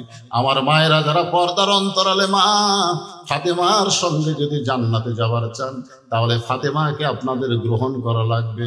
এমন পর্দার মধ্যে ছিলেন, পর্দার মধ্যে দুনিয়া থেকে ফাতেমা বিদায় নিছে, গভীর রাত্রে দুনিয়া থেকে নিয়ে বিদায় নিছে। হযরত আলী কান্দে করে জান্নাতুল বাকির মধ্যে দাফন করে আল্লাহর কাছে ফরিয়াদ করে, আল্লাহ, ফাতেমাকে তুই কবুল করে নাও, ফাতেমাকে কবুল করে নাও। যেই মাত্র বলেছে কবুল করে নাও, আলী তাকায় দেখে সামনে কয়েকটা পুরাতন কবর। এই মাত্র ফাতেমার কবর দিল, সেই নতুন কবর আর নাই, শুধু পুরাতন কবর, নতুন কবর দেখা যায় না। গোটা জান্নাতুল বাকির মধ্যে হযরত আলী দৌড়ায় আর বলে, ফাতেমার কবর এখনই দিলাম, সেই কবর কোন জায়গায়? কে যেন ডাক দে, বলে, আলী রে, ফাতেমা পর্দা নিশি, আমি আল্লাহ জহুরা ডিগ্রি দিয়া ফাতেমার কবরটাকে কিয়ামত পর্যন্ত গোপন করে দিয়েছি। ওসমান গনি আস্তে করে বসে বললে, ভাইজান, কোনদিন আপনাকে সামনে কাতারে দেখিনি ভাই, আজকেই প্রথম দেখতেছি। রাখাল বলতেছে, আমি বারান্দার নামাজ পড়ি, আমার সামনে আসার কি ঠেকা? ওসমান গনি বলতেছে, তাহলে আজকে যে দেখতেছি। রাখাল বলতেছে, আজকে দেখার জন্য যাচ্ছি, আজকে দেখা হয়ে গেলে এত কষ্ট করে ওই বারান্দার থেকে সামনে কাতারে আসা আমার ঠেক্কাও নেই। কারণ যারা বারান্দার মজা পাচ্ছে তারা সামনে কাতারে আসবি, কারণ সামনে কাতারে আসলে যদি গেলে পিছনে কাতারের লোক সালাম ফিরে সুন্নতের নিয়ত করে, তখন এরা কবি কি দেখায় নামাজ যে কখন, এখন আবার লাঠি বানাচ্ছে, লাঠি।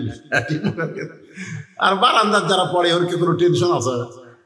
কোনো টেনশন নেই, শেষে আসে আগে বাড়ি, ওর কামি হলো আসমো শেষে জামো আগে। রাখাল বলতেছে, আজকে দেখার জন্য আইছে, দেখা হলেই চলে যাবো, আর কোনোদিন আসবো না। ওসমান গনি চোখের পানি নিয়ে বলতেছে, ভাইজান, আমি বহু বছর হলে সামনে কাতারে নামাজ পড়ি, এখন পর্যন্ত আমার দেখার ভাগ্য হলো না। রাখাল বলতেছে, আমার দিকে তাকান তো দেখি। ওসমান গনি রাখালের দিকে তাকায়, যেই তাকাইছে রাখাল বলতেছে, চোখের মুনি তো ভালোই আছে, তা আপনি দেখবার এসে দেখবার পান না। ওসমান গনি যাকে দেখতে চায় তিনি আর কেউ না, তিনি হলেন নামাজের মালিক আল্লাহ। জোরে গান সুবহানাল্লাহ। বুখারী শরীফের কিতাবুল ইহসানের মধ্যে আল্লাহ রাসূল বলেছেন, আনতাবুদুল্লাহ কাআন্নাকা তারাহু ফাইন লাম তাকুন তারাহু ফাইন্নাহু ইয়ারাকা। যখন কোন আল্লাহর বান্দা নামাজের সিজদায় যাবে, ও আল্লাহকে দেখতে পাবে। আল্লাহ যদি দেখা সম্ভব না হয়, আল্লাহ তারে দেখতেছে, এই বিশ্বাস তার কলিজায় আসবে। তাহলে নামাজ পড়তে গেলে আমাকে কে দেখে? কথা কন না কেন? কে দেখে? আল্লাহ। আল্লাহ। এই জন্য নামাজের সময় যে পোশাক পরবেন, সে পোশাকের নাম হবে লিবাসুত তাকওয়া। লিবাসুত তাকওয়া। তাকওয়া, লিবাসুত তাকওয়া মানে কি? তাকওয়ার পোশাক। আপনি এমন একটা শার্ট গাউন দিয়েছেন, এমন এক ফুল প্যান্ট পরছেন, রুকুর থেকে যখন সেজদাত গেছেন, পিছনে ওই জিনিসটা পিছন দিকে ঠেলে টেবা হয়ে আছে। দ্বিতীয় কাতারে মুসল্লি কয়, কে রে মাল কি পরে আসছে রে? আর ও যদি একটা পাঞ্জাবি পরতো, পিছনে যতই টেবা হোক পাঞ্জাবি দিয়ে ওরা ঢাকা যেত। জোরে কথা কর না কেন রে ভাই রে? কথা কর না কেন? নামাজ নামাজ নামাজ। আপনি ডিসির বাড়িতে গেলে, এসপির ঘরত গেলে, এমপির ঘরত গেলে ভালো পোশাক পরেন, আর 4 হাতা গামছা গাওয়ার দিয়ে নামাজে যাচ্ছে। আমার এক চাচা 4 হাতা গামছা গাওয়ার দিয়ে মসজিদে যাচ্ছে। আমি বললাম, কে চাচা? আপনার পাঞ্জাবি নাই? হ্যাঁ, বলছে যে ফতুয়া দে, তুই ফতুয়া দে, গামছা করতে নামাজ হবে না। আমি বললাম এই জন্যই তো হাসিনা তোর বোধ দেখা পারে রে, কেন গামছা গাওতে মসজিদে ক্ষতি কিরে? আমি বললাম চাচা এই গামছা গাওতে আপনি বিয়ের বাড়ি যাওয়ার পারবেন? চাচা বলছে তুই কি মনে করছিস আমার পাঞ্জাবি নাই? এই বছরে 5টা পাঞ্জাবি বানাচ্ছি, এই গামছা গাওতে আপনি জামাইয়ের বাড়ি যাওয়ার পারবেন? চাচা ভাই তোর মাথা খারাপ নাকি? জামাইয়ের বাড়িতে কেউ গামছা গাওতে যায়, ও বিয়ের বাড়ি যাওয়া পারবেন না, জামাইয়ের বাড়ি যাওয়ার পারবেন না। আর আল্লাহর ঘর মসজিদে আসতেছেন, যদি আপনার পাঞ্জাবি না থাকতো তাহলে আল্লাহ আপনাকে ছাড় দিত। কথা কন না কেন ভাই, কথা কন। এই জন্য বিশ্বাস করবেন আনতা বুদুল্লাহ কান্নাকা তারাহু ফাইল্লাম তাকুন তারাহু ফাইন্নাহু ইয়ারাকা। আল্লাহু আকবার। যখন আল্লাহর সেজদা দিবেন তখন আপনি আল্লাহকে দেখতে পাবেন। যদি আল্লাহ দেখা সম্ভব না হয়, আল্লাহ আপনাকে দেখতেছে, এই বিশ্বাস আপনার কলিজায় আসবে। এক লোক এক ওয়াজে এক বক্তা ওয়াজ করছে, আবু হানিফা রহমতুল্লাহ আলাইহি 100 বার আল্লাহ দেখছে। তখন ওই ফতুয়া খুঁজতেছে, কে রে মুসা নবী আল্লাহ দেখবার ছিল, রব্বি আরিনি, আল্লাহ কয় লাম তারানি, আর আবু হানিফা দেখল। কে রে এই হাদিস কি মুসা নবীর সময় ছিল? এই হাদিস আল্লাহর নবী দিয়েছে। তার মানে বোঝা গেল উম্মতে মুহাম্মাদি যালিকা ফাদলুল্লাহ ইউতিহি মান ইয়াশা, আল্লাহু যুল ফাদলিল আযীম। উম্মতে মুহাম্মাদের মধ্যে হযরত আলী প্রত্যেক সিজদায় আল্লাহর কুদরতি পায়ে সিজদা করেছে। জোরে করে সুবহানাল্লাহ, সুবহানাল্লাহ। ওসমান গনি বলতো, ভাইজান বহু বছর হলো আমি দেখবার আসি, কিন্তু এখন পর্যন্ত দেখতে পাইলাম না, আর তুমি আজকের দিনে দেখতে পাইবা। রাখাল বলতেছে তাও আমি নিজেও দেখব এবং তোমাকেও দেখায়া দিব। সাল্লাল্লাহু আলাইহি। রাখাল ওসমানকে বলতেছে তাহলে তুমি আমার হাত ধরো, আমি নিজেও দেখব তোমাকেও দেখায়া দিব।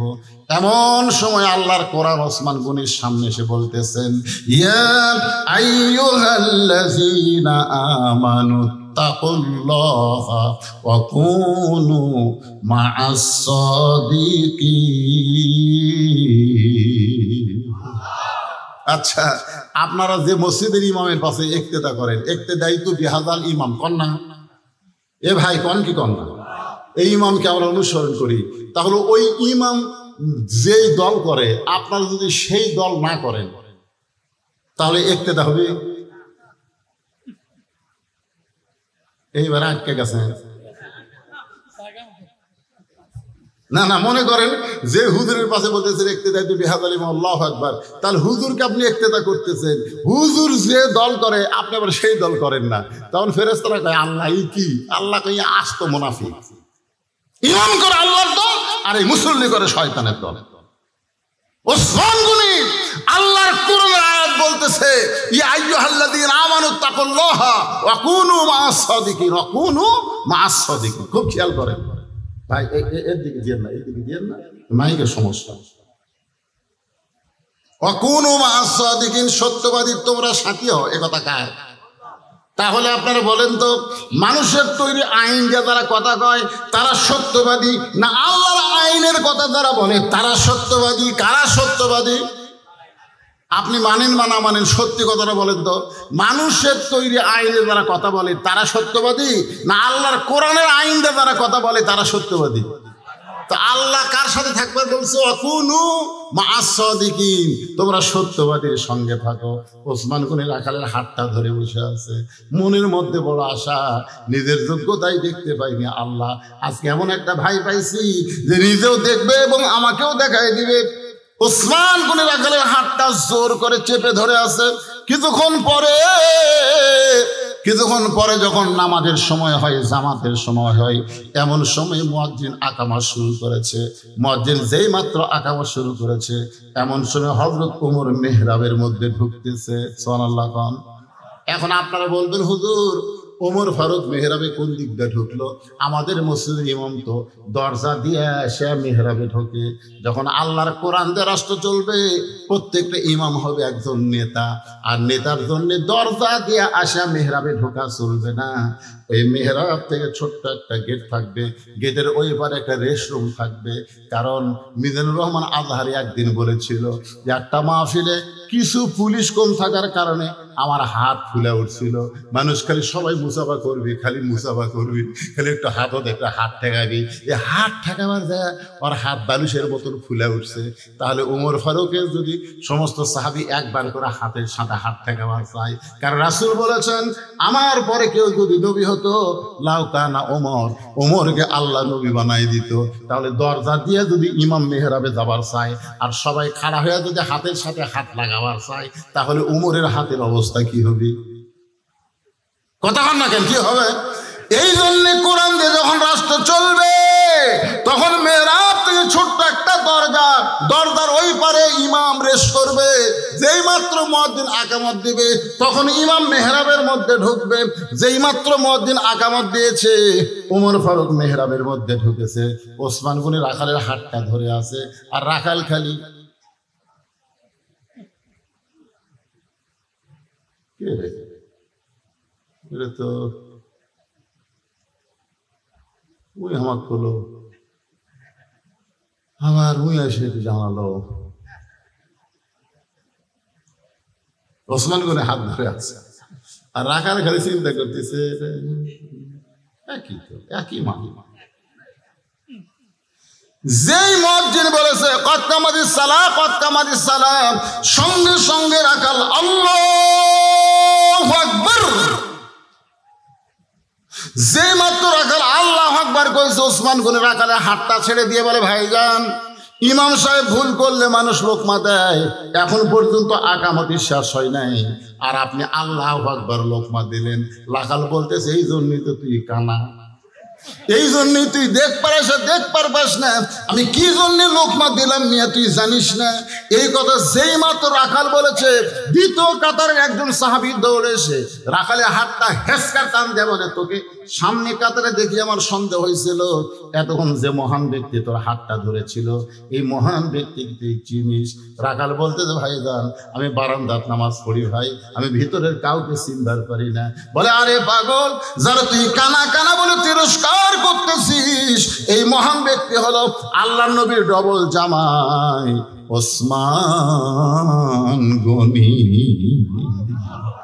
যেই মাত্র বলেছে আল্লাহ নবীর ডবল জামাই ওসমান গনি, রাখাল চোখ দিয়ে দর দর করে পানি ছাড়ে আর কান্দার বলে এই জন্যই তো আমি বারান্দায় নামাজ পড়ি, এই জন্য মসজিদের ভিতরে ঢোকার সাহস কোনোদিন পাইনি, কিন্তু ওই পথিক আমার সর্বনাশ করছে। ওমর ফারুকের দিকে আঙ্গুল দেখায় বলতেছে ওই পথিক আমার সর্বনাশ করছে, ওই পথিক আমারে কইছে উমরকে যদি দেখবার চাও তাহলে সামনে কাতারে দাঁড়াইবা, মেহরাবের মধ্যে যেই মানুষটাকে দেখবা সেই মানুষটি হলো হযরত ওমর। আমার সারা জীবনের সাধনা একটা বার আমি ওমরকে দেখতে চাই, কিন্তু ওমরকে দেখতে এসে ওই প্রতীককেই যদি মেহরাবের মধ্যে দেখতে পাই তাহলে তোমরাই বলো লোকমা দেওয়া ছাড়া তো আমার উপায় নাই, আমি আল্লাহু আকবার লোকমা দিব। ওই প্রতীককে মেহরাব থেকে সরাই দিয়া ওই জায়গায় হযরত ওমরকে আমি এক নজরে দেখতে চাই। হাজার হাজার সাহাবীরা কান্দে, সমস্ত সাহাবীরা যখন কাঁদতেছে রাখাল চিল্লায় বলে বারান্দায় নামাজ পড়া ভালো, এই ভিতরে কেন কান্দা কান্দি শুরু হয়ে গেল? ওসমান গনি বলে রাখাল ভাই, ভিতরে কান্দার কারণ হলো তুমি যারে পথিক পথিক বলতেছ তিনি হলেন হযরত ওমর। গাছের গোড়া কাটলে গাছটা যেমন পড়ে যায়, রাখাল তেমনি পড়ে গিয়ে কাটা মুরগির মতন ছটফট করে আর বলে আমিরুল মুমিনিন, আমি আপনাকে তওবা পড়াইছি, আমি আপনাকে মুনাফিক কইছি, আমি আপনাকে ভণ্ড কইছি, এত কথা বলেছি গো আমি অধম রাখালকে আপনি কিছুই বলেন নাই। ওমর ফারুক এক টানে ওই পড়ে যাওয়া রাখালকে এক টানে বুকের মধ্যে নিয়ে কপালে একটা চুমা দিয়ে বলে ভাইজান আমি এত কথা হজম করার পিছনে কারণ হলো আমি তোমাকে দেখি নাই, তোমার ভিতর আমার আল্লাহর কোরআন দেখা যায়। এই কোরআন দিয়ে যখন রাষ্ট্র চলবে তখন নেতাও যেমন ভালো হবে, কর্মীরাও ভালো হবে। কারণ কর্মীরা মানুষের কোনো আইন মানবে না, কর্মীরা আল্লাহর কোরআনের আইন দিয়ে চলবে। তখন বাংলাদেশ থাকবে না, বাংলাদেশ হবে সোনার বাংলাদেশ, আমার সোনার বাংলাদেশ, আমরা তোমায় পেতে চাই। আপনারা কি বলেন, বাংলাদেশে অভাব আছে?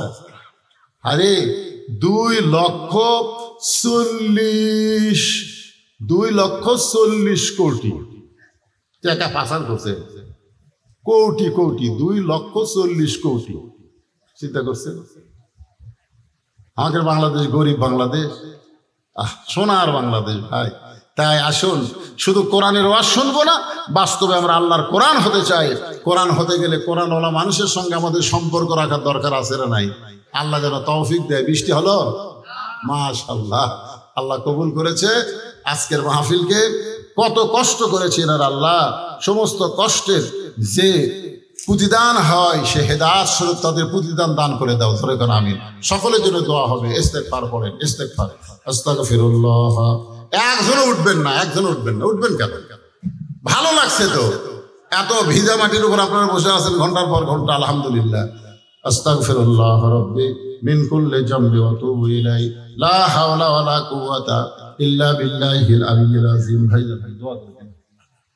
আল্লাহুম্মা আমিন।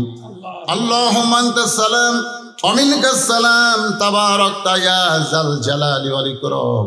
আয় আল্লাহ তাআলা, তোমার বান্দারা কত কষ্ট করে, কত মেহনত করে, কত সুন্দর করে আজকের জান্নাতের বাগান লাগাইছে। আল্লাহ গো, মেহেরবানি করে তোমার জান্নাতের বাগান যারা সুন্দর করে লাগালো কষ্ট করে, তাদের সকলকে আল্লাহ তুমি হেদায়েত দিয়ে দিও। হেদায়েতের নূর তাদের গলায় পরায় দিও। আজকের মাহফিলকে আল্লাহ তুমি কবুল করে নাও। এই মাহফিলের শুরু থেকে শেষ পর্যন্ত যত আলোচনা হয়েছে আল্লাহ, এর মধ্যে যদি ত্রুটি হয়, ভুল হয়, মাফ করে দাও। এর যা হাদিয়া মঞ্জুর করো। সোনার মদিনায় নবী পাকের রওজা মুবারকে আল্লাহ কবুল করে নাও। তামাম আম্বিয়ায়ে কেরাম, আসহাবে কেরাম, উম্মাহাতুল মুমিনিন, শহীদ শহীদান, জান্নাতুল বাকি, জান্নাতুল মাওয়া সহ পৃথিবীর যত গোরস্থানে যত মুর্দা শুয়ে আছে আল্লাহ, সকলের আরওয়াহ পরে হাদিয়া কবুল করো। আল্লাহ এ ওয়াজাক করে একজন আল্লাহর ওলি শুয়ে আছেন আল্লাহ, তার রুহে মুবারকে হাদিয়া কবুল করো। আয় আল্লাহ তাআলা, আমরা যারা হাত তুলেছি, আমাদের জনম দুঃখনি মা যাদের দুনিয়াতে নাই, আল্লাহ গো, যাদের বাবা দুনিয়া থেকে চলে গেছে আল্লাহ, মেহেরবানি করে মা বাবার কবরকে জান্নাতের টুকরা বানিয়ে দাও। আল্লাহ আমাদের দাদা দাদি, নানা নানি, আত্মীয় স্বজন, শ্বশুর শাশুড়ি যাদের কবরে গেছে আল্লাহ, কবরবাসীদের তুমি মাফ করে দাও। আল্লাহ এই গ্রামের মসজিদ মাদ্রাসাকে কিয়ামত পর্যন্ত কবুল করে নাও। আল্লাহ গ্রামের সবাইকে মিলে মিশে মহব্বতে বসবাস করার তৌফিক দিয়ে দাও। আল্লাহ যেই যুবকেরা কষ্ট করে মেহনত করে এত খাটনি করে জান্নাতের বাগান লাগাইছে, তাদের সকলকে 5 ওয়াক্ত নামাজি কবুল করে নাও। তাদের সকলকে ইসলামী আন্দোলনের কর্মী কবুল করে নাও। আজকের মাহফিলের সম্মানিত সভাপতিকে আল্লাহ তুমি কবুল করো। সম্মানিত সহ সভাপতিকে আল্লাহ তুমি কবুল করো। আজকের মাহফিলের প্রধান অতিথি ভাইজান আমার প্রবাসী বিদেশে থাকে, আল্লাহ তুমি তাকে কবুল করো। সমস্ত বিপদ আপদ মুসিবত থেকে হেফাজত করো। আজকের মাহফিলের বিশেষ অতিথি বরেণ্য অতিথি